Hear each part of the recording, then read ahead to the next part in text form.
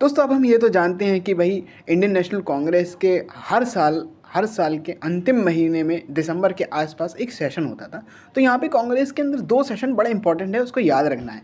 देखिए 1922 में, दिसंबर 1922 का एक सेशन है, यानी कि गया सेशन। गया कहाँ का प्लेस है? यानी कि बिहार का। तो गया सेशन बड़ा इंपॉर्टेंट होता है। दरअसल इसमें होता क्या है कि जो आइडियोलॉजिकल चेंजेस हुए थे कांग्रेस के अंदर, उसमें जो प्रो चेंजर्स थे जैसे CR दास और मोतीलाल नेहरू, मैंने आपको बताया था।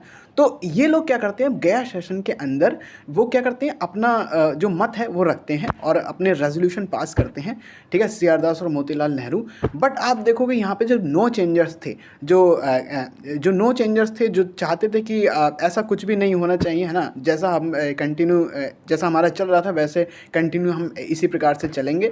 ठीक है, अब ये लोग मेजॉरिटी में होते हैं, नो चेंजर्स वाले ये लोग मेजॉरिटी में होते हैं। तो इनके रेजोल्यूशन, जो प्रो चेंजर्स के जो रेजोल्यूशन थे, जो स्वराजिस्ट के जो रेजोल्यूशन था, वो उनको मना कर देते हैं, यानी कि उसको आप प्रपोजल को ठुकरा देते हैं। ठीक है, प्रपोजल कौन सा था कि हम लोग संसद के अंदर जा करके, काउंसिल इलेक्शन के अंदर जा करके अब वहाँ संसद के अंदर से अपनी स्वराज के लिए लड़ाई करेंगे।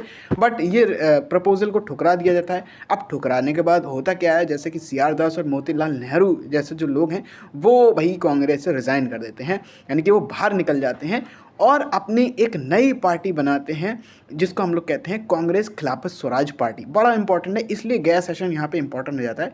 तो ये याद रखना है, कांग्रेस खिलाफत स्वराज पार्टी ये नई पार्टी बन करके आती है। ठीक है, बट आप देखोगे उसके बाद ये तो कहीं ना कहीं 1907 की सूरत स्प्लिट जैसा माहौल बन रहा था, कांग्रेस के अंदर ही विभाजन हो रहा था, तो ऐसा होगा नहीं। तो इसलिए 1923 में एक स्पेशल सेशन बुलाया जाता है दिल्ली के अंदर।